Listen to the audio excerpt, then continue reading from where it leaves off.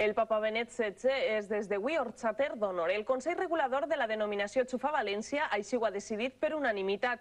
L'interès de Benet XVI per esta beguda valenciana no ha passat desapercebut en altres països. El papa va beure orxata en el seu viatge a València i ara rep esta distinció. Qui havia de dir a Benet XVI en el seu viatge a València que acabaria rebent un homenatge com a orxater d'honor. Este matí, aprofitant que avui se celebra el dia de l'orxata, el gremi d'orxaters ha volgut fer este homenatge al Sant Pare.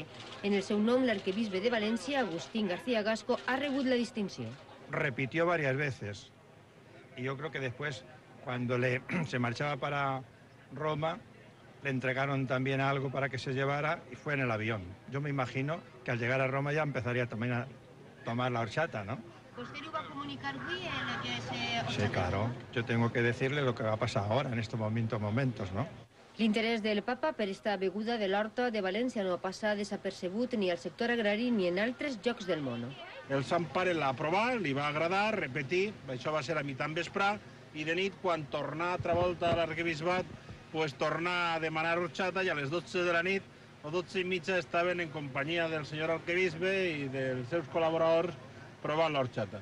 Més de 1.600 litres d'orxata s'han repartit este matí a València, orxata per a tots i beguda a la salut del pontífex.